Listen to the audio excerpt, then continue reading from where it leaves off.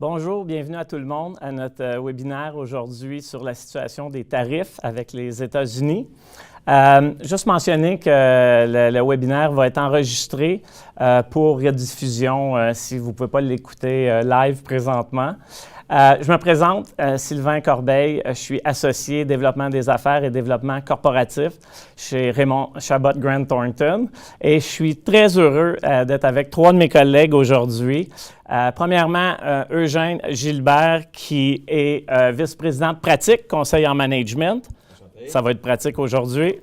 On a aussi Gauthier Péchard, associé redressement et insolvabilité. Bonjour, bonjour. Et puis Marie-Pierre Pelletier, associée fiscalité, prix de transfert. Bonjour, effectivement, on va parler de prix de transfert aujourd'hui avec la situation devant nous. Fait que, au plaisir de vous avoir aujourd'hui ici pour jaser avec vous.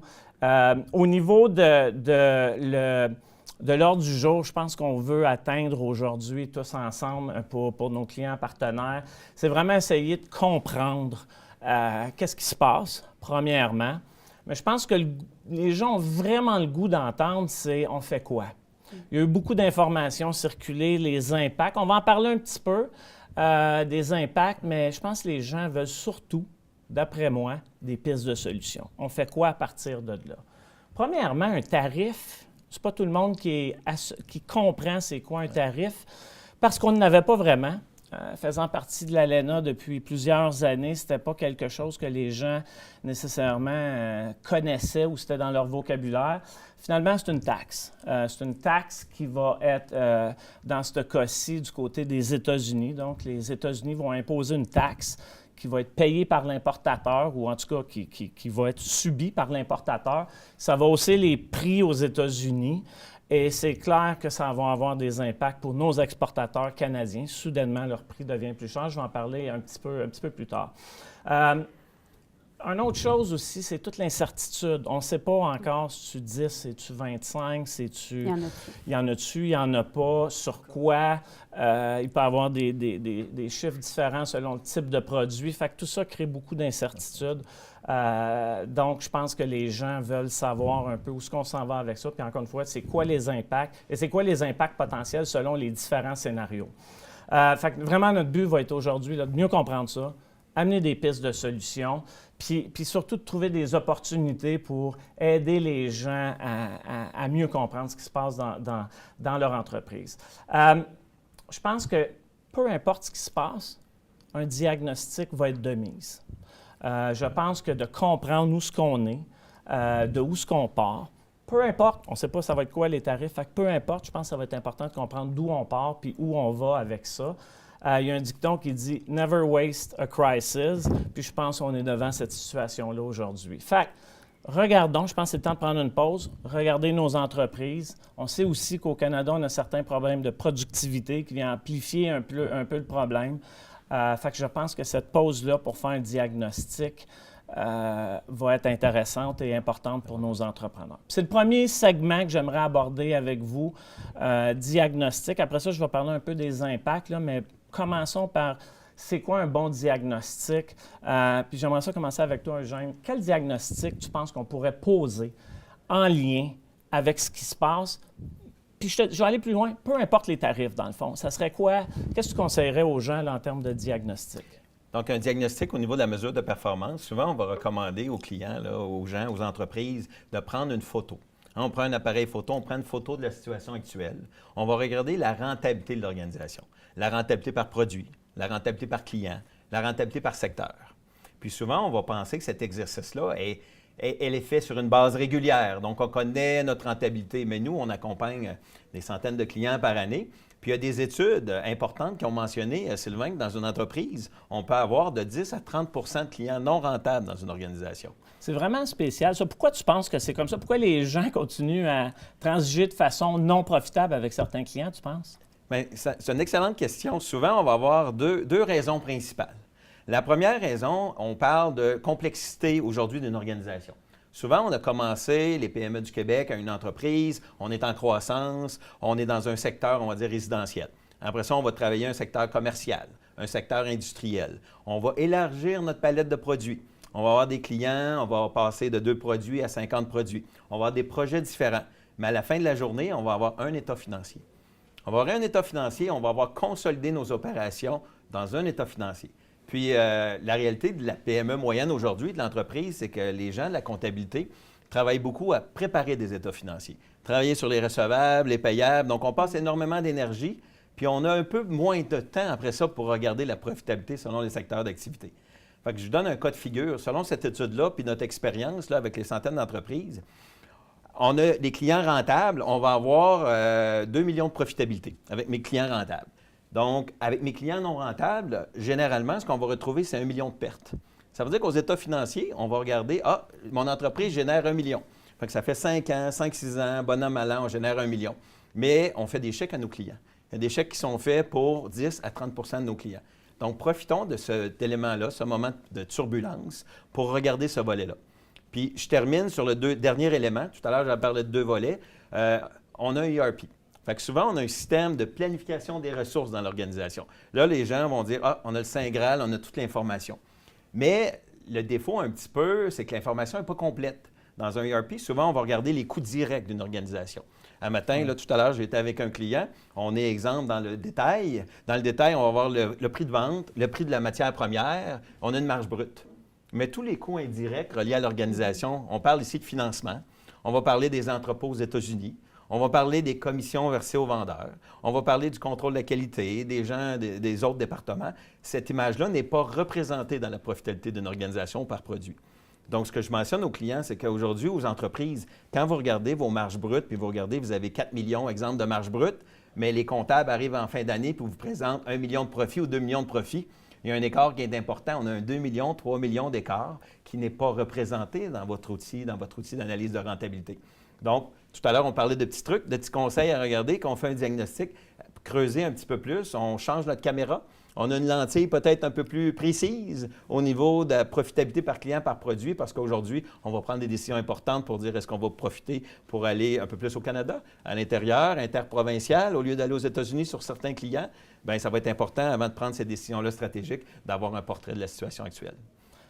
J'aime bien ça parce que je pense être bon, c'est l'ennemi d'être extraordinaire. Puis souvent, comme tu dis, tu fais 1 million de profit, 2 millions de profit, ça a l'air bon. Exactement. Puis tu ne vois pas ce que tu laisses sur la table. Exactement. Puis là, on a une crise, d'une certaine façon. C'est le temps. C'est vraiment le temps d'aller voir puis regarder ce qu'on peut faire de différent. Même s'il n'y a pas de tarif après, ça va avoir servi peut-être à repositionner certaines affaires. Puis aucune raison de faire affaire avec des gens et perdre de l'argent sur certaines relations. Là. Je pense que ça nécessite des discussions avec les clients, de mieux comprendre comment est-ce qu'on peut faire pour rentabiliser la relation des deux côtés. Exactement. Permet de maximiser la rentabilité de l'organisation, la pérennité également de l'organisation dans des période de turbulence comme on connaît actuellement. Là. Puis c'est pas facile des fois à faire parce qu'il y a des relations. Ça fait longtemps qu'on est avec ce client-là. C'est des discussions des fois qui peuvent être complexes, qu'on met de côté, mais qu'il faut avoir, je pense, c'est extrêmement important. Gauthier, de ton côté, parle-moi un peu comment tu vois ça au niveau surtout de la santé financière des entreprises. Là, comment tu poserais un diagnostic? C'est sûr que toute la portion opérationnelle est essentielle, mais il y a aussi toute la portion d'analyse de la situation financière des bilans. Parce que les bilans, ça parle beaucoup. Mais comme Eugène disait, là, vous les produisez, toutes les entreprises le produisent, mais ils ne l'analysent pas. Alors que dans le bilan, il y a énormément d'informations. Puis cette analyse-là, vous avez besoin des bilans historiques, des derniers mois, puis des dernières années. Mais aussi, vous allez devoir choisir 4-5 indicateurs qui vont vous permettre de suivre et surtout de les analyser. Comprendre leur évolution dans le temps et aussi les comparer avec votre industrie. Parce que le manufacturier, ce n'est pas pareil que le service. Donc on ne peut pas comparer des pommes et des poires. Donc, ce qu'il faut faire, je dirais pour moi, il y a 2 types d'indicateurs. La première chose, c'est de regarder tout ce qui est indicateur d'endettement, de solvabilité. Donc ça, il y en a 2 typiques. Bon, le premier, c'est toujours le ratio de couverture du service de la dette. Pour faire simple, on sait que c'est le cash généré par les opérations, le BAIA, et sur le capital et intérêts qui vont devoir être payés. Donc, voir est-ce qu'on est capable de payer notre endettement tous les ans avec le chiffre d'affaires qu'on va générer. De l'autre côté, il y a un ratio que j'aime bien regarder parce qu'il donne vraiment une bonne évolution dans le temps. C'est de regarder le ratio de passif sur fonds propres. C'est quoi? Finalement, c'est toutes les créances de l'entreprise sur ce que l'entreprise possède, ses fonds propres. Puis ça, de regarder l'évolution dans le temps et surtout de la comprendre, ça permet de nous dire si on voit que ça se dégrade, donc le ratio augmente, il y a sûrement des raisons et il faut les analyser, il faut les pousser. Puis ces ratios-là, c'est des ratios que vos banquiers vont regarder également. Donc ça, je dirais que c'est plus des blocs qui sont importants d'analyser et de suivre d'un point de vue endettement et solvabilité. Mais moi, je trouve quasiment le plus important, et ça, c'est malheureusement très manquant, c'est tout ce qui est gestion de fonds de roulement. Le fonds de roulement, c'est les recevables, les inventaires, les comptes fournisseurs, globalement. Donc là, il y a du travail et des indicateurs à utiliser. Pour les comptes clients, le délai de recouvrement des paiements des clients. Combien de temps ça leur prend pour vous payer? Quand on voit qu'historiquement, vous avez un ratio de 40 jours, historique, mensuel, et que ça continue, et que là, tout d'un coup, ça commence à monter, 42, 43, 44, 45, il y a des questions à se poser. Pourquoi? Est-ce que ça provient d'un client, deux clients? Problème de marché qui est plus difficile, on sent la crise, les clients essayent de garder leur liquidité le plus possible. Ou peut-être tout simplement, c'est que la personne à l'interne ne fait pas bien son travail. Donc dans ces cas-là, il y a peut-être des changements qu'il faut faire, ou peut-être embaucher quelqu'un qui va faire plus de recouvrement. Le deuxième, c'est au niveau de l'inventaire, c'est ce qu'on appelle le délai d'écoulement des stocks. Combien de temps ça prend pour les stocks que j'ai en inventaire, combien de temps ça prend en nombre de jours pour les écouler au complet? Encore une fois, là on parle, c'est manufacturier, c'est essentiel. Il y a beaucoup d'industries où c'est essentiel. Mais ce qui est important, c'est de comprendre, de comparer donc à l'industrie, puis de comprendre son évolution. Si ça monte trop, ça veut dire qu'il y a peut-être des stocks désuets. Il y a peut-être des stocks que, écoute, ça fait longtemps qu'on a. Puis ce qu'il faut se souvenir, là, c'est que quand on a un produit fini, on a acheté de la matière première qu'on a payée. On a de la main-d'œuvre qu'on a payée. Puis aujourd'hui, on a quelque chose qui traîne dans notre entrepôt, qui nous coûte de l'argent parce qu'on a de l'espace dédié pour lui. Donc c'est de l'argent immobilisé qu'il faut pouvoir finalement essayer de, c'est pas le mot liquider, mais d'utiliser et d'essayer de rentabiliser. Puis le dernier, c'est vraiment tout ce qui est compte fournisseur. Donc là, on va regarder le délai de paiement régulier des comptes fournisseurs. Puis ça, ce qui est important, c'est que ça nous permet de voir est-ce que réellement on optimise nos fournisseurs. Comme nos clients vont nous optimiser, il y a peut-être des manières de faire. Là, si nos fournisseurs nous donnent 45 jours de crédit, pourquoi on les paye en 20 jours? Donc c'est ce genre de choses-là qu'il faut vraiment analyser. Donc comme je dis, il y a 5 indicateurs à suivre. Puis il y a 2 sur la solvabilité et 3 plus sur le côté gestion de fonds de roulement. J'adore ce que tu dis, surtout que je pense, post-pandémie, il y a énormément d'entreprises qui ont bâti leurs inventaires à des niveaux probablement, à cause des problèmes de chaîne de logistique. Fait que je sais que dans plusieurs entreprises, il y a des niveaux d'inventaire qui sont très élevés. Et ça coûte cher, parce que souvent, on va emprunter pour, comme tu dis, pour financer ça. Ça prend de la place. Tu risques qu'ils deviennent désuets et perdent de la marge dessus. Fait qu'il y a beaucoup, beaucoup d'enjeux. Puis je reviens aussi à ce que tu disais en termes de profitabilité. Tu peux regarder profitabilité par client, tu peux le regarder par produit aussi. Puis je pense que c'est important de gérer cette dimension-là aussi. Là. Oui, exactement. Très bon point. Merci. Marie-Pierre, maintenant, oui. Au niveau fiscal, prix de transfert, ça ressemblerait à quoi un diagnostic de ce côté-là?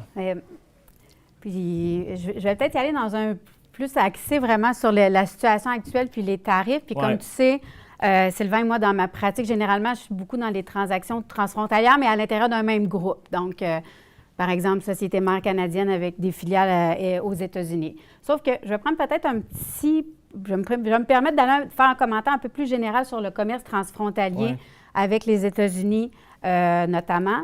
C'est que, parce que c'est une situation que je vois beaucoup au niveau du diagnostic, lorsqu'on pose la question à nos clients là, en ce moment, bien, c'est quoi la valeur que tu déclares aux douanes en ce moment?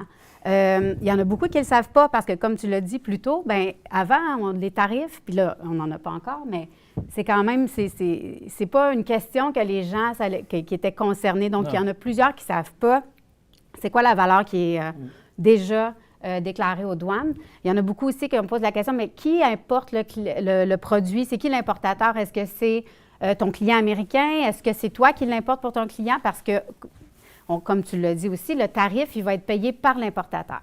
Donc, au niveau du diagnostic, moi, je pense que c'est vraiment très important que les compagnies, en ce moment, ils comprennent c'est quoi la valeur qu'on déclare? Est-ce qu'elle est correcte? Est-ce qu'on a surévalué la valeur en ce moment? Parce que s'il y a un tarif qui s'applique un jour, bien, ça va être sur cette valeur-là. Fait qu'on veut s'assurer qu'elle soit correcte, la plus précise possible pour s'assurer qu'on ne paiera pas des tarifs sur une valeur trop élevée. C'est qui l'importateur qui va devoir sortir l'argent, peu importe après qui va l'assumer ultimement. Puis, appliquer les correctifs nécessaires. Donc ça, avec le courtier en douane, je pense qu'il y a définitivement une discussion à avoir. Et ça, qu'il y ait des tarifs ou non. Mais c'est vraiment une situation qu'on voit beaucoup. Puis je pense que pratico-pratique, là, au diagnostic d'une entreprise, il faut s'assurer qu'on couvre correctement cette portion-là. Okay. Ça serait quoi les impacts, mettons, d'avoir le mauvais prix déclaré aux douanes? Bien, en fait, l'impact, c'est vraiment au niveau de la base sur laquelle ton tarif va s'appliquer. Fait que si tu en mets trop, tu paierais si plus tu en de mets trop, taxes tu en pour mets rien. trop. Puis aussi, j'avais oublié de mentionner, mais aussi bien comprendre les composantes dans son produit. Parce que selon l'origine du produit, les droits de douane peuvent s'appliquer différemment. Ouais. Si j'ai des composantes qui viennent de l'Asie, par exemple, dans mon produit, ou si j'ai des produits américains que j'importe pour transformer et exporter, aussi, il va avoir un impact. Donc, qu'il y ait des tarifs ou non, je pense que c'est vraiment une portion qui avait été un peu mis de côté. Puis de façon complètement normale, parce qu'on a assez de choses à faire, à gérer quand on est en entrepreneur. Que si il y a quelque chose avec l'accord de libre-échange, on n'avait pas besoin de s'en soucier, sauf certaines industries. Mais là, maintenant, clairement, ça devient un point très important. Puis d'ailleurs, pour la raison-là que tous nos amis courtiers en douane en ce moment doivent s'arracher les cheveux. Ils sont occupés. Et toi aussi avec ton équipe. Et toi aussi avec ton équipe. Merci. Merci beaucoup. Puis, au niveau de chacun de ces diagnostics-là, dans le fond, vous êtes 3 personnes à avoir parlé de diagnostic, mais c'est vraiment d'avoir une vue consolidée de l'entreprise après ça. Et qui de mieux de parler avec votre conseiller comptable pour justement parler de tout ça. Puis oui, il va y avoir d'autres experts alentour de nous. Il va y avoir au niveau des conseillers, au niveau de la douane, etc. Il peut y avoir des gens externes, le banquier, des agences gouvernementales. Si j'ai un conseil à donner, amenez toute l'équipe, là, parce que la solution va résider dans plus qu'une personne. Et toute cette intelligence-là mutuelle va faire en sorte qu'on va être mieux positionné. Fait on a posé, je pense, on a mis les bases pour un bon diagnostic. Je pense que les gens veulent vraiment savoir, c'est des pistes de solutions. Puis peut-être juste avant de tomber dans les pistes de solution, peut-être un dernier point sur le diagnostic, juste pour être sûr qu'on part tous de la même place. Puis je ne veux pas passer beaucoup de temps parce qu'il y a eu plein d'informations qui ont déjà été publiées. Mais qu'est-ce que ça fait un tarif? Hein? Ça augmente les prix. On est tous d'accord avec ça. Fait que dans le pays, ici on parle des États-Unis, les prix en théorie vont augmenter. Ce qui fait que la demande en théorie va baisser dans le pays qui exportait. Donc, chez nous. Fait que la demande, en théorie, va diminuer. Ce qui va créer une diminution du PIB. Right? Ça, c'est clair, net et précis. Ils vont avoir un impact. On ne sait pas. J'ai vu des scénarios puis selon le type de taxe, de moins 2 à moins 6 on anticipait à peu près 1,7 à 1,9 de croissance. On pourrait se retrouver en récession. On pourrait se retrouver en récession si c'était vraiment 25 surtout.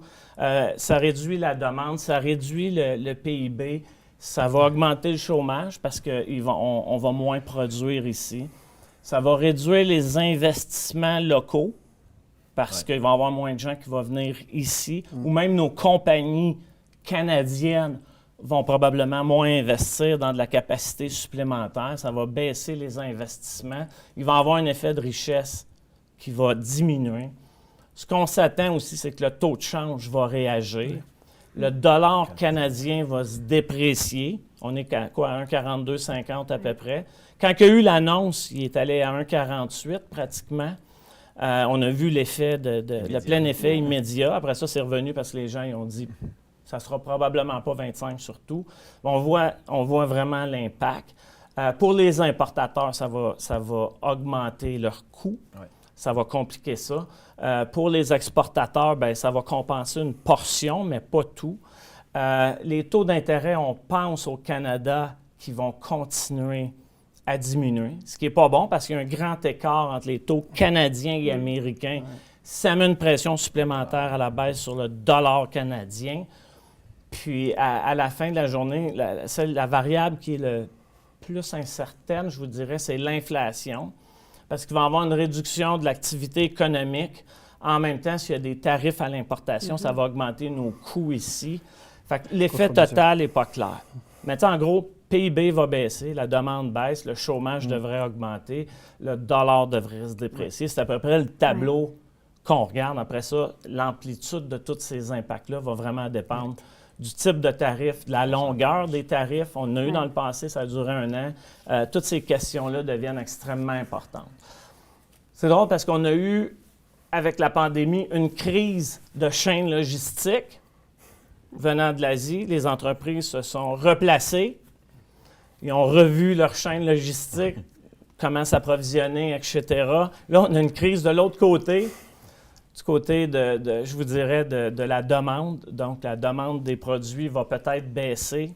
On sait ce que en fait, les États-Unis veulent accomplir. Ils veulent ramener beaucoup de production aux États-Unis. Ils veulent des réinvestissements importants. Ils veulent financer aussi, ces tarifs-là vont aider à financer les réductions d'impôts.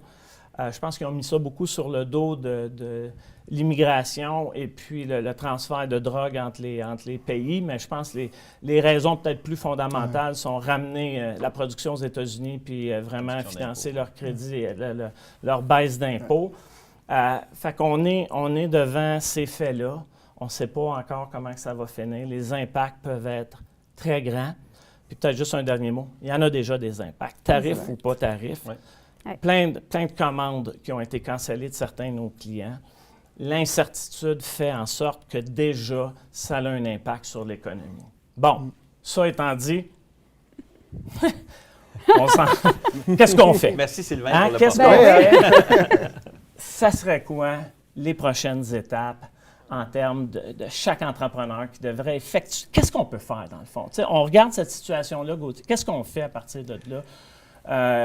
C'est sûr qu'il y a des pistes de solutions pour mitiger en partie ce qui est en train de se passer. Je pense que l'idée, c'est de d'abord bien analyser sa propre exposition. Parce que toutes les entreprises sont différentes. On n'a pas les mêmes clients, on n'a pas les mêmes fournisseurs parce qu'il peut y avoir des contre-mesures. Ouais. Toutes les entreprises sont différentes. Donc déjà là, chacun doit poser sa propre analyse de son exposition. Puis là, il y a 2 éléments à regarder.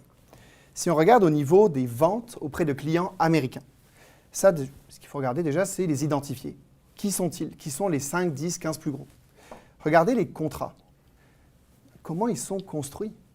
C'est quoi les différentes clauses? C'est quoi les incoterms? Les incoterms, c'est toutes les règles qui régissent. C'est le transport, qui paye la douane, les assurances, etc. Comment ça fonctionne? Est-ce qu'il y a des clauses qui vous permettraient de résilier votre contrat si finalement ça devient pas rentable? Est-ce qu'il y a des clauses qui vous permettent de réviser le prix? Et tout ça, c'est vraiment très important, client par client, de pouvoir avoir cette information-là. La deuxième information qui est importante d'avoir, donc client par client, c'est est-ce que vous êtes indispensable? Est-ce que peut-être qu'il y a beaucoup de concurrents américains ou même de concurrents d'autres pays qui ne seraient pas assujettis à ces droits de douane qui vont pouvoir vous faire concurrence? Et ça, ces 2 éléments, le contrat puis la concurrence, sont très importants parce que dans les prochaines semaines, lorsque si les tarifs sont mis en place, il va falloir négocier. Puis ça va être vraiment votre bout. Parce que là, on sait, on va oublier le côté, on sait que le taux de change va peut-être en absorber un morceau, mais imaginons le 25%. Si vous avez beaucoup de poids, si votre client, vous êtes le seul fournisseur, qu'ils n'ont pas le choix d'aller fournir canadien, finalement, là, peut-être qu'ils vont pouvoir absorber le 25%. Un peu moins parce que c'est un vieux client. Mais par contre, s'il y a beaucoup de compétition, peut-être qu'il va falloir que vous en absorbiez un bout. Et c'est là que de bien comprendre votre contrat va être très important.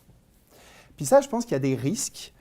Au niveau des ventes, parce que déjà, c'est sûr qu'il y a un risque au niveau des commandes. On en a parlé. Là. Ouais. C'est sûr que c'est des hausses de prix, il y a une instabilité. Donc, il y a une baisse de commandes qui risque d'arriver. La deuxième, c'est la baisse de marge brute. Tout dépend, encore une fois, là, si tu absorbes ou non le problème. Mais aussi, il y a 2 points, c'est l'aspect cash flow. Parce qu'il y a 2 choses. Première chose, là concrètement, le 5 mars, on va dire que c'est appliqué le 4, vous avez 1 million qui doivent traverser la frontière. $1 million de valeur déclarée là, qui doivent traverser la frontière. Ça veut dire que, et c'est vous qui êtes responsable de payer la douane, c'est 250 000 $ que vous allez devoir payer à la douane tout de suite, avant même que vous ayez livré chez votre client. Donc ça, déjà, c'est du cash. Puis là, on parle d'une livraison. Ça se peut qu'il y en ait 2, 3, 4, 5. Puis pendant les 30, 45 prochains jours, d'habitude, les clients payent dans ces délais-là, vous allez devoir assumer beaucoup plus de frais. Impact cash flow très important, potentiellement. Le deuxième, c'est pendant ces semaines un peu intermédiaires, là, si le client n'est pas au courant, parce qu'il y en a beaucoup aux États-Unis là, qui ne sont même pas au courant. Quand on était début février, là, je parlais à des clients, à nous, qui nous disaient, on parlait à nos clients américains, ils n'en avaient aucune idée qu'il y avait ces tarifs. Eux, là, imaginez, ils reçoivent leur facture, 125% du prix. Non, je refuse. Ils vont négocier. Ça va prendre donc du temps à collecter. Ça va peut-être finir à collecter à 12%. Puis là, des négociations vont arriver, comme j'ai dit, pour arriver à plus loin. Donc ça, c'est vraiment l'aspect, je pense, vente, qui est important de bien comprendre et de faire le diagnostic et ces étapes-là. Le deuxième, c'est quand même au niveau des fournisseurs, parce qu'il va y avoir des contre-mesures. On ne sait pas quoi, on ne sait pas quand, mais ça, c'est une analyse qu'on peut faire dès maintenant. Encore une fois, on va lister tous les fournisseurs américains. Qu'est-ce qu'ils font, qu'est-ce qu'ils fournissent. Deuxième, on va regarder les contrats. Quels sont les incoterms? Qui est responsable du transport, de la douane, des assurances, etc. Clause de résiliation, pour mesurer le pouvoir que chacun a. Et le dernier aspect, c'est peut-être qu'il va falloir évaluer, mais finalement, c'est quoi les alternatives? Puis ça, je commencerai dès maintenant. Tu sais, j'ai un client la semaine dernière, là, on discutait, parce qu'on leur avait demandé de faire ce diagnostic-là, et il me dit, regarde, on a un fournisseur en Ontario, qui maintenant va pouvoir nous fournir. Ils sont en train de valider la qualité, etc. Ouais. Mais selon les principes, normalement, ça va être même un peu moins cher que ce que fournissaient les États-Unis. Mais historiquement, ils ont toujours fait affaire avec lui depuis les 7 dernières années. Ouais. Donc, tu sais, tu as dit tout à l'heure, là, ça va nous permettre de se réinventer. C'est une opportunité là, pour se réinventer. Puis peut-être qu'il y a des fournisseurs au Canada qui vont pouvoir vous fournir. Là. Donc, tu sais, ça, c'est un point important. Puis, tu sais, si on parle plus un peu des risques au niveau de l'approvisionnement, on parle baisse de marge brute. Ouais. On peut parler aussi au niveau du cash flow. Il y a un resserrement possible du crédit. Là. Vos fournisseurs, ils ont peut-être peur pour vous. Là. Ils ont peut-être peur parce que vous êtes potentiellement à risque. Vous vendez 85-80% de vos produits aux États-Unis. Ils ont peut-être un peu peur pour vous. Donc, ils vont dire, au lieu de te laisser 45 jours, 50 jours pour payer, ils vont dire, non, tu me payes à 30 jours comme prévu. Sinon, je ne te livre pas. Et ça, c'est possible que ça arrive. Donc, c'est là que la relation, et encore une fois, on veut savoir c'est quoi le jeu de pouvoir qu'on a entre les deux.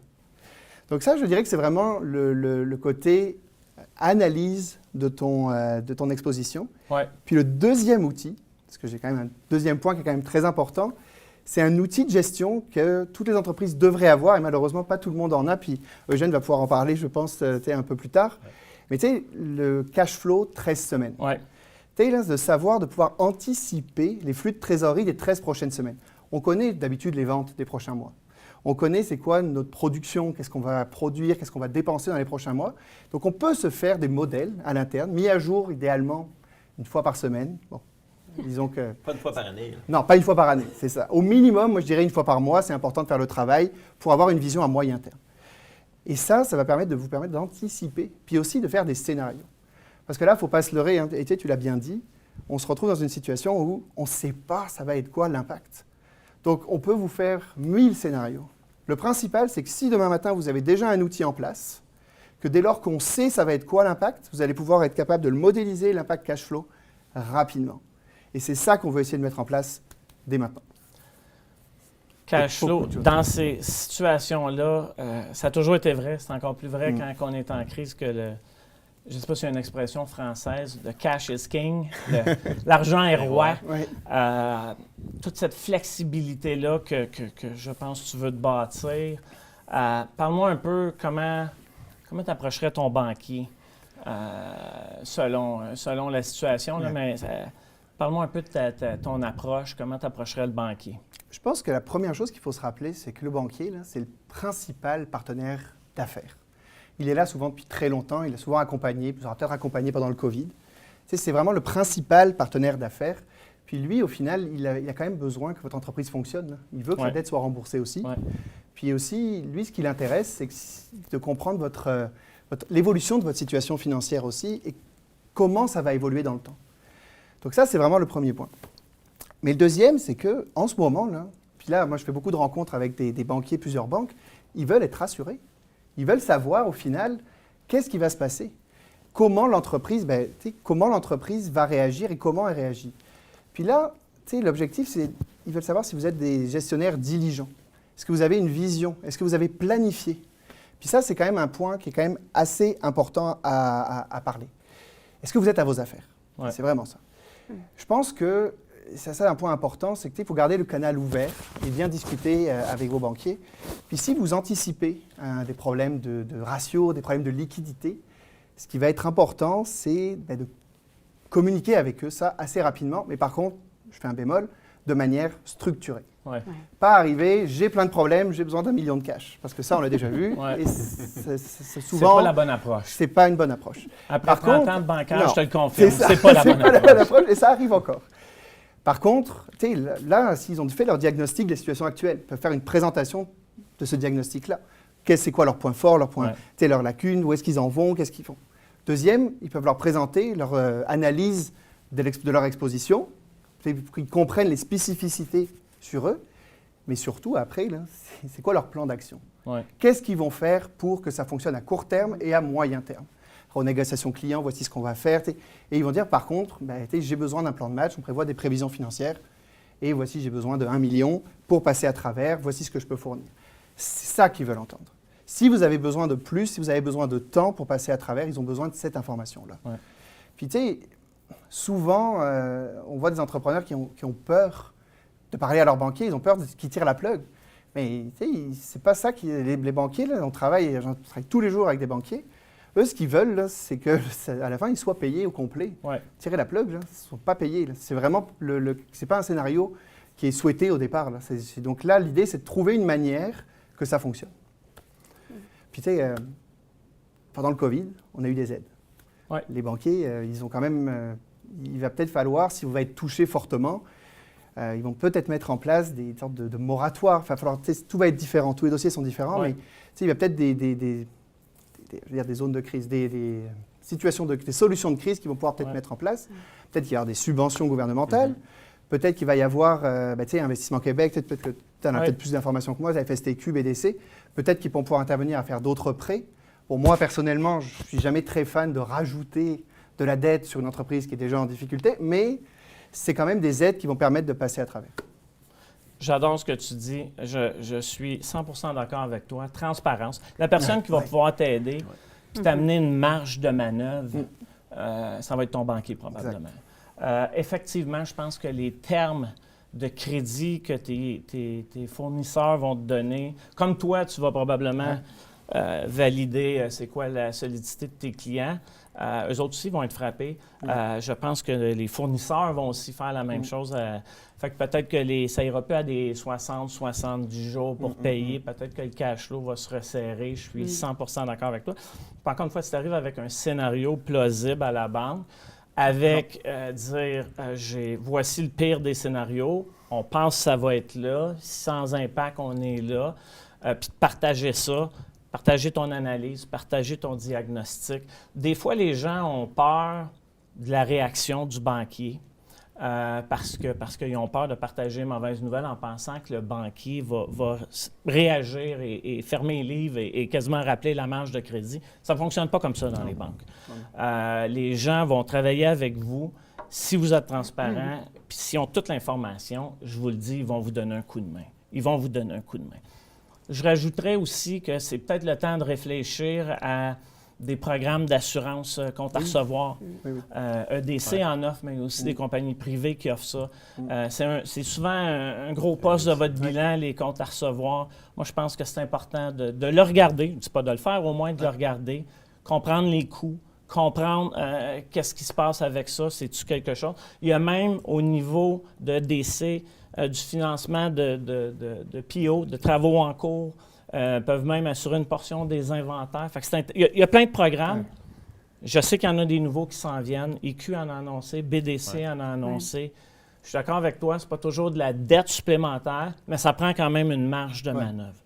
Un autre point, je parlerai avec mon banquier, c'est protection de taux de change. Oui, très bien. On est à 1,4250-ish. Ça peut-tu aller à une 44, une 45, une 46? Absolument. Ce que je ferais, j'aurai une conversation avec mon banquier. Chaque banque a des cambistes extrêmement chevronnés d'avoir cette discussion-là. Je pense que les conseils vont une protection à court terme parce que je pense que l'effet ne sera pas à super long terme, mais sur 6 mois, maximum 12, je protégerais probablement une partie de... Si on est acheteur de dollars US, je protégerais ça. C'est sûr. Et je regardais avec la banque tout de suite, j'ai-tu besoin d'une extension de ma marge de crédit? De même, peut-être négocier certains ratios, de dire, gars, je sais que je vais être en bris de clause, mais voici Comme ça, il n'y a pas de surprise, il n'y a pas... Exactement. La pire histoire, là, c'est le mercredi, puis la paye passe le jeudi, puis on n'est pas sûr si ça va passer. C'est le pire des scénarios. Et ça se prévient, ça. Il y a toujours moyen je pense, de Exactement. composer avec cette situation-là à l'avance. Et je vous le dis, vos partenaires vont être là pour vous aider. Oui. C'est clair, net et précis. Marie-Pierre, en termes de on va changer de sujet, hein, là? stratégie transfrontalière, je suis sûr que tout le monde veut entendre comment tu vois ça. Ça serait quoi une bonne approche là, pour mitiger, appelons ça mitiger les risques. On ne pourra pas tous les éliminer, mais mitiger les risques. Oui, absolument, parce que, tu sais, on n'en a pas parlé, mais tu sais, il y en a beaucoup qui disent « Ah, mais diversifiez vos marchés ». Mais on s'entend que diversifier nos marchés, c'est facile à dire, puis plus difficile à faire. Puis n'empêche que les États-Unis, ça va rester le plus gros marché pour plusieurs compagnies canadiennes. Dans le secteur manufacturier, il y en a beaucoup qui sont situés proches de la frontière. Donc, qu'est-ce qu'on fait maintenant pour pouvoir mitiger l'impact des tarifs? Les compagnies qui n'ont pas de structure aux États-Unis en ce moment, qui ne sont pas implantées et qui font des affaires directement, c'est peut-être une bonne idée de regarder à incorporer des filiales aux États-Unis, de bâtir sa présence là-bas, parce que, tarif ou non, le protectionnisme, il ne va pas aller nulle part. Non. Là. On est dans une ère de protectionnisme. On est dans une ère de protectionnisme, puis plus on va avoir une présence aux États-Unis, les entreprises canadiennes, je crois que ça ne peut qu'aider aussi au niveau commercial. Maintenant, au niveau transfrontalier, les compagnies qui ont déjà une structure aux États-Unis, bien, comment on peut utiliser cette compagnie-là, cette présence-là comme base pour aller augmenter un peu les fonctions, augmenter un peu la substance aux États-Unis, puis de la même façon, essayer de faire en sorte que la valeur du bien qui transige soit la plus basse possible pour qu'on puisse avoir un tarif sur un montant le plus petit possible. Ce qu'on voit beaucoup, là, les compagnies regardent beaucoup pour, par exemple, si on a un bureau de vente aux États-Unis, bien, comment on peut faire... Donc, on a des employés aux États-Unis qui sont sur un payroll d'une filiale, qui sont payés par une compagnie américaine qui démarche le marché américain, mais ultimement, c'est la compagnie canadienne qui faisait les ventes directement aux clients. Est-ce qu'on peut convertir cette compagnie-là en distributeur? Donc, moi, la compagnie canadienne, plutôt que vendre directement à au client final américain, je vendrais à ma filiale américaine qui, elle, revendrait sur le territoire américain. Donc, puis plus on va mettre de substance dans notre distributeur, disons, les dépenses marketing, par exemple, plus il va y avoir de fonctions de dépenses marketing, il va prendre les risques liés aux inventaires, par exemple, les risques de mauvaise créance, s'il y en a, plus il va y avoir de substance dans cette compagnie-là. Mais évidemment, le prix que la compagnie canadienne va vendre à sa filiale, ce n'est pas le même prix qu'elle aurait vendu au client final. Donc, il faut le prix de transfert va être justifié d'être plus bas. Et puis, si les changements sont vraiment sur de la vraie substance, bien, la valeur en douane aussi va être plus basse parce qu'il va y avoir des valeurs qui vont être ajoutées aux États-Unis. Donc ça, c'est certainement une des stratégies là, qui pourrait être envisagée. Si on a déjà une filiale américaine qu'on pourrait l'utiliser pour le faire. Sinon, il y en a plusieurs qui pensent à se créer des filiales américaines. Puis, tu sais, Sylvain, il y avait certaines conférences, on a entendu beaucoup. Puis même, Investissement Québec disait... c'est peut-être un bon moment de regarder pour aller s'implanter sur le territoire américain.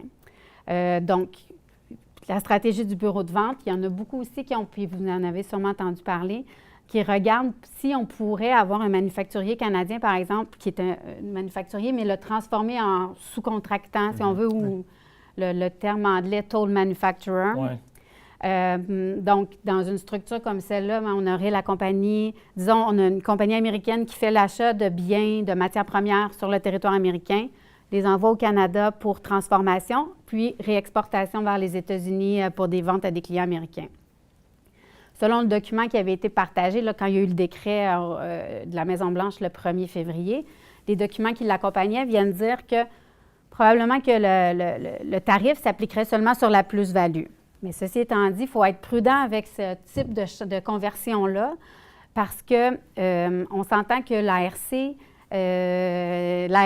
puis les autorités, s'il y a un transfert de fonction, s'il y a un transfert de valeur du Canada vers un partenaire, c'est une filiale américaine, bien, c'est certain que si ce transfert-là, puis vous changez la structure des intercos, si c'est juste cosmétique, puis il n'y a pas des vrais changements dans la substance, bien là, on ouvre la porte à des vérifications fiscales. Ouais. Parce que là, on va avoir réduit l'assiette fiscale canadienne, puis il faut que cette réduction-là se justifie.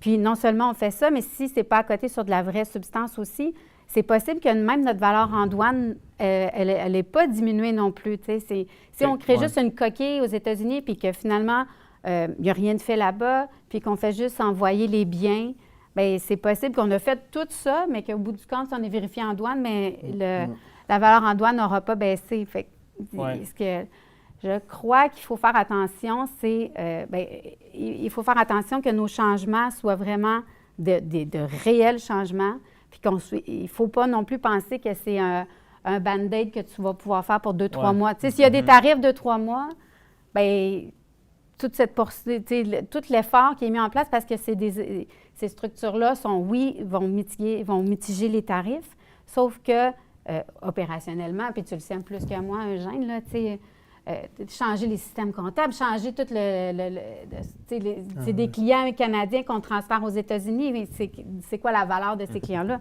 Il y a énormément de choses à prendre en considération. Donc, il y a des stratégies qui existent. Malheureusement, il y a encore beaucoup d'incertitudes sur les règles exactes. Donc, on va pouvoir les faire plus, en connaître plus plus le temps va passer. Mais soyez prudents quand même dans les décisions de ne pas agir de façon trop rapide sans prendre en considération l'ensemble de ça. Parce que l'ARC, ils vont pas vous oublier. On va nous préparer, là. Non. C'est sûr, s'ils voient des changements de fonction comme ça, ils vont se mettre le nez dans ça. Bien, s'il y a une diminution de l'assiette fiscale canadienne, c'est sûr et certain que... Ce qui risque d'arriver... oui, mais si c'est justifié. Absolument. Sur un vrai transfert de fonction. Parle-moi d'une seconde. Souvent, dans les machineries, équipements, puis c'est une grosse portion du... je te dirais, là, du commerce avec les États-Unis. Il y a du service, des fois, qui vient avec des produits. Comment c'est perçu, ça? C'est quoi le traitement d'un service qui vient avec une machinerie? Bien, si les règles s'appliquent comme elles s'appliquaient dans le passé, généralement, la portion service, les services propriété intellectuelle ne devraient pas être sujets au tarif. Un tarif, c'est généralement appliqué sur un bien physique. Exactement. Sauf que ceci étant dit, la valeur en douane peut venir enclomber certains si c'est lié au produit. Mais je pense que c'est important peut-être pour les compagnies de faire l'exercice de est-ce que dans mon bien que j'ai toujours dans lequel, encore une fois, vu qu'il n'y avait pas de tarif, je m'en foutais un peu. Est-ce que il y a une portion que, tu sais, je vends une machine, mais dans le fond, l'important, c'est mon logiciel. Est-ce qu'on devrait valoriser différemment? Certainement des choses à considérer. Encore une fois, pour minimiser le montant. Le plus possible, le montant qui va... Oui, puis ultimement, mieux valoriser notre produit aussi. Oui, exactement. Ouais. Puis moi, je vais parler pour ma paroisse. Donc, avoir un bon modèle de coût de revient qui nous permet de déterminer le prix de cession interne, le prix de transfert. Donc, là, j'ai des clients qui vont créer une société aux États-Unis, puis on va dire, OK, on va faire un transfert de la charge administrative TI, mais c'est quoi le ratio utilisé? On va prendre 50 des ventes. Mais un jour, si tu te fais vérifier, faut qu'il y ait un document à l'appui à l'arrière qui dit, OK, voici, on a une équipe administrative qui consacre 40 de l'énergie. Le TI, OK, on a déplacé un système là-bas, on a un système, on a ERP, on a implanté un outil de gestion là-bas. Donc, il faut avoir un peu plus de décisions, d'outils, de préparation là, pour être capable de se préparer s'il y a des questions là, qui sont un peu plus litigieuses à ce niveau-là dans le futur. Donc, je sais que là, on est dans l'action, on est rapide, puis on fait des scénarios rapidement, c'est correct, mais après ça, il faut se préparer. Là, si on fait des changements majeurs. Absolument. Donc, très bien. Et Eugène, un bon lien avec ton segment au niveau de la performance. Parle-nous un peu des actions que tu mettrais en place, que tu conseillerais à tes clients. Excellent, merci. Là, on a eu beaucoup de conseils. Gauthier a eu beaucoup d'informations, Marie-Pierre. Donc là, on est rendu dans la planification financière. On a fait un plan stratégique court terme. On n'est pas dans le 5-10 ans dans la planification stratégique. On est dans le court terme. On a des plans d'action. Tout à l'heure, Gauthier a nommé énormément de plans d'action, Marie-Pierre également. Là, on est maintenant dans les prévisions financières. Donc, il faut attacher des chiffres à ces actions-là, à ces prévisions financières-là. Puis là, je sais que Sylvain, tu es beaucoup dans le côté bancaire, mais l'objectif premier de ce budget-là, c'est pas pour les banques, c'est pour l'entreprise. c'est pour avoir un plan d'action interne. Donc, moi, ça fait 25 ans là, que je suis dans l'entreprise, puis souvent, il faut éviter, j'aime présenter l'image. C'est pas le comptable qui doit faire l'exercice de prévision financière seul dans son bureau en fermant les stores.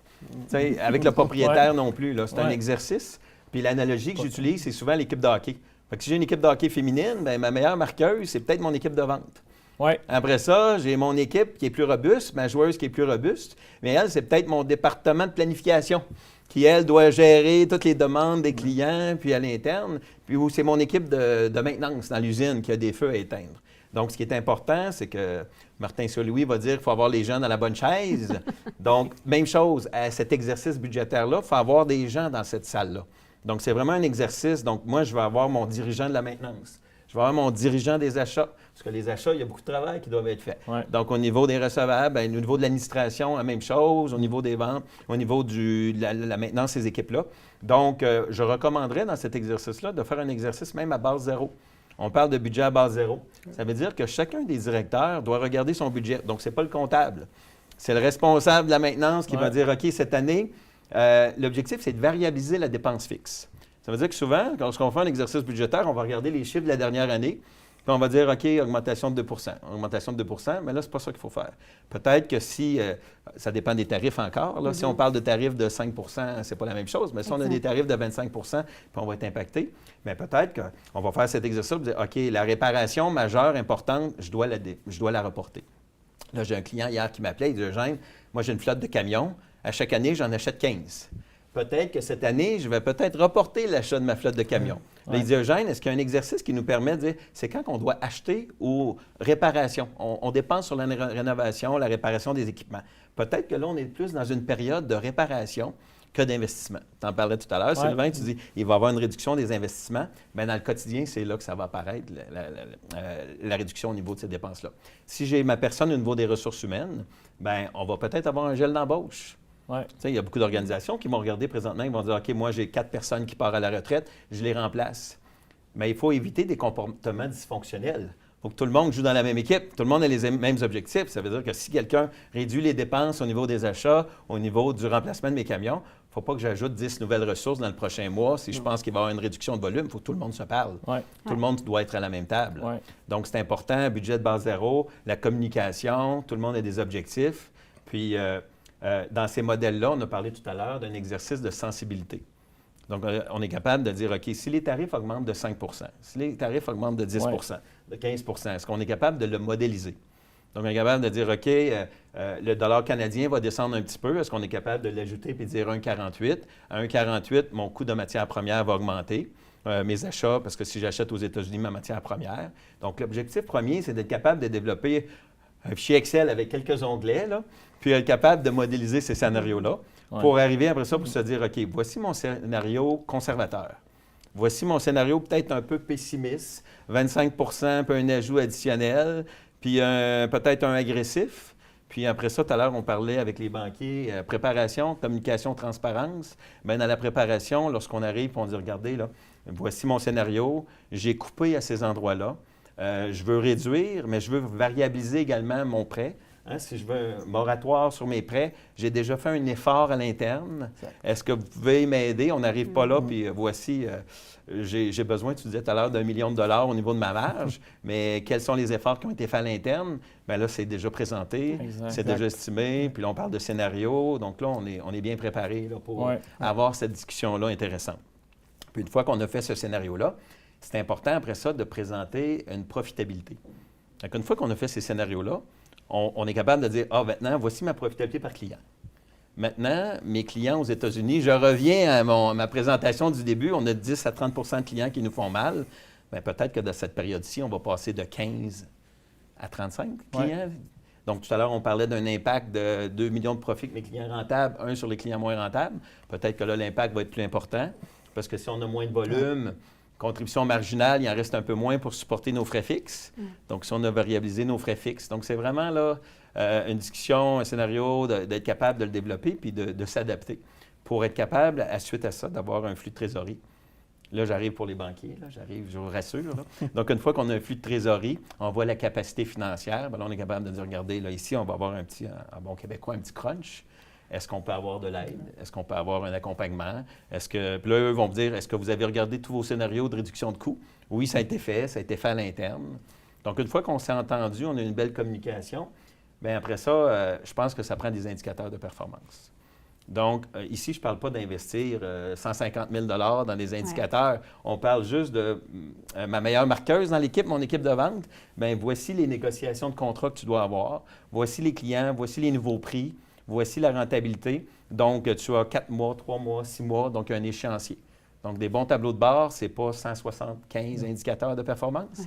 C'est probablement 3-4 par individu. Ouais. Puis on veut des indicateurs de performance, on parle de SMART, on parle, dans le fond, l'information, il faut qu'elle soit disponible, il faut que ça soit facilement accessible, il faut qu'on soit capable de se comparer avec un objectif, donc une mesure comparable, puis il faut que ce soit un objectif qui est réaliste. Ouais. Si on dit à l'équipe de vente, on a un problème économique, va augmenter tes ventes de 15 % sur le côté américain, ça marche pas. Ça ne fonctionnera pas. Là. Donc, c'est pour ça qu'il faut que les gens se parlent, puis il faut qu'il y ait une communication à l'interne pour avoir des outils là, pour se préparer.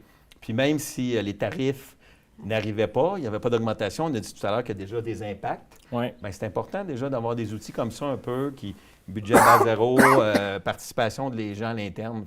Le mot que j'aimerais retenir aujourd'hui, les gens qui sont présents en mesure de performance, c'est pas pour les banquiers. Les budgets, les prévisions financières, premièrement, c'est pour les équipes à l'interne. La gestion interne. La gestion interne. Bonne gestion c'est pour les dirigeants dans l'entreprise. C'est vraiment comprendre quels sont les objectifs de l'organisation. S'il n'y a pas d'objectif, les gens vont avoir leur propre objectif. Ouais. Ils vont faire ce que ça leur tente de faire. Aujourd'hui, on rentre au bureau. Bien, moi, ça ne me tente pas de faire ça. Je veux faire ce que j'aime. Mais si tu as des objectifs à chaque semaine, puis là, on ne parle pas d'indicateurs à l'année. Là, on parle des indicateurs sur une base hebdomadaire. Mensuel. Tout à l'heure, tu parlais du 13 semaines, Gauthier. Donc, vraiment, là, il faut vraiment avoir un calendrier précis. Là. Donc c'est un petit peu au niveau de la mesure de performance, là, ce qui devrait là, être implanté là, demain matin. Là, J'adore ton concept de plan zéro. Oui. Parce qu'on marche presque tout le temps avec un budget, avec un plus ou moins. Ouais. On va augmenter d'un certain pourcentage, on va réduire d'un certain pourcentage, on va... Mais tu traînes toutes les inefficacités du passé. Exactement. C'est peut-être pas la bonne structure, le marché a évolué, l'approvisionnement a évolué. Un budget zéro, des fois, ça te remet justement à zéro. Tu replaces tout. Puis là, tu te dis, OK, si je partais d'aujourd'hui, je pense à cette compagnie-là aujourd'hui, comment je la structurerais? Puis c'est bon aussi dans les ressources humaines, c'est bon dans le choix de tes clients, comme tu disais, dans le choix de tes fournisseurs. Est-ce que je serais structuré comme ça? J'adore ce concept-là, moi. Puis... Souvent, hein? Souvent, là, demain, on part d'une page blanche, là. On n'a pas la même structure organisationnelle, le même type de dépenses. Combien de fois j'ai entendu ça? Pourquoi on fait ça comme ça? Bon, on a toujours fait ça comme ça. C'est ça. Ah, on l'entend, puis je suis sûr que c'est le même dans tout type d'entreprise, toute industrie, toute grandeur. C'est juste comme ça. Moi, j'ai appris plein de choses. Merci. Merci, mais avant, j'ai une question pour vous autres, OK? S'il y avait... Vous avez dit plein de choses, mais s'il y avait une chose que vous voudriez que les gens se souviennent de votre portion en plan d'action.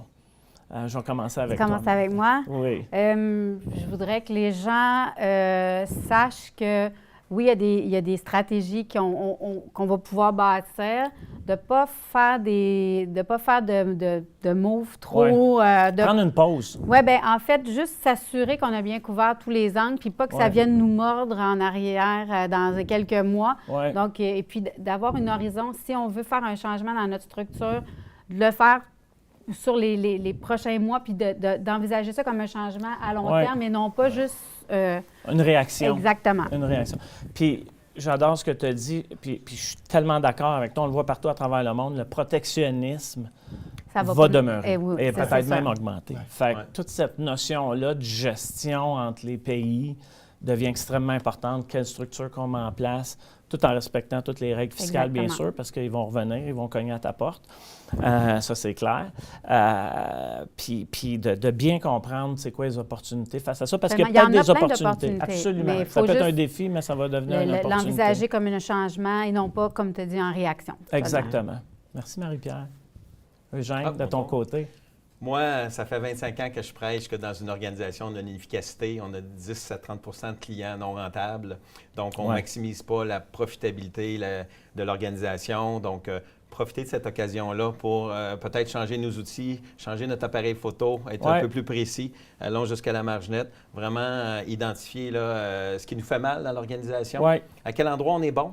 Des fois, là, on va soumissionner sur des contrats, on va vendre des produits où ce n'est pas notre expertise. Puis finalement, on devrait se consacrer sur d'autres secteurs d'activité.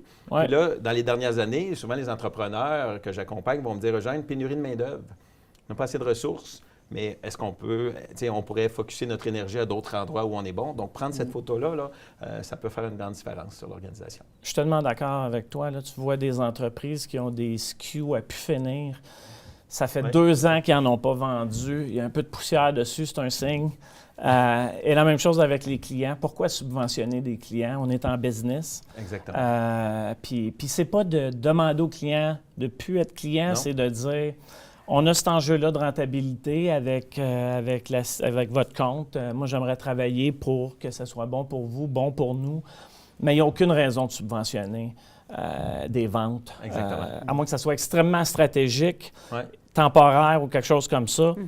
Mais de façon générale, ce n'est pas un bon modèle d'affaires perdre de l'argent. Je te dirais que 99% du temps, c'est que l'équipe de vente n'a pas cette information-là. Exact. Qui présente, OK, voici, là, on pensait que tout le monde avait un peu la même marge. Ouais. Mais une fois que tu as la photo réelle, tu dis non, finalement, on va vendre le produit A au lieu de vendre le produit B, ou on va changer notre prix. On a un portefeuille de produits. On va peut-être suggérer certains produits où on est un peu plus compétitif, puis ça peut faire une grande différence sans abandonner des clients. Je dis toujours aux gens, l'objectif, c'est pas d'abandonner des clients, c'est de revoir sa structure à l'interne, puis probablement jaser, discussion avec le client pour dire, regardez où on peut aller. Puis moi, je défie les équipes de gestion de prendre ces décisions-là difficiles parce que des fois, j'entends, je ne peux pas arrêter de vendre ce produit-là, ils n'achèteront plus de l'autre produit. C'est pas vrai souvent. C'est pas vrai. Les gens vont l'acheter ailleurs. Si votre produit est bon, puis vous avez une vraie valeur ajoutée, ils vont continuer à l'acheter, même si vous n'avez plus l'autre produit qui peut sembler complémentaire. C'est pas vrai. Moi, je pense que les gens gardent ça souvent pour des mauvaises raisons. Enfin, encore une fois, on leur vend depuis toujours, on les aime, ils sont gentils. C'est important des gens gentils, mais c'est encore plus important si on veut rester en business de faire des ventes profitables. Tu sais, tu as le mot de la fin pour... c'est toi qui gères le cash flow, là. C'est toi qui... la ligne d'oxygène. Tu sais, moi, je dis toujours, il faut être proactif. Soyez proactif. Il y a des outils, il y a des choses à faire dès maintenant. On est déjà dans une période d'incertitude. Donc, on sait déjà qu'il y a des impacts. Puis, il y a déjà des outils qui peuvent être mis en place dès aujourd'hui. L'analyse là, de votre propre exposition, là, de votre propre risque, c'est quelque chose que toutes les entreprises qui vendent aux États-Unis ou qui achètent des États-Unis devraient faire. Puis, tu sais, de se faire soi-même des stress tests, d'être des gestionnaires diligents, des gestionnaires qui ont une vision et qui voient l'avenir et qui ne voient pas juste la top line, les ventes. Le but, c'est de se dire aussi, là, c'est quoi notre marge, c'est quoi notre futur. Donc, il faut vraiment être, écoute, moi, c'est juste proactif. Soyez proactif, vous avez les outils, puis soyez bien entourés. Si vous ne les appelez pas, on va vous aider à les mettre en place. On est là pour être, on peut être là pour les entourer. Absolument. Merci à vous trois. Merci, ça a été Sylvain. très agréable de jaser avec vous autres. Vous êtes d'excellents conseils. Gênez-vous pas. Merci à tout le monde d'avoir écouté la présentation, le panel. Ne gênez-vous pas pour communiquer avec nous. On est là. On veut vous supporter. On veut passer à travers ça avec vous. Et puis, on va être là pour vous donner les meilleurs conseils possibles. Merci à tout le monde. Merci à mes collègues. Je vous souhaite une bonne fin de journée.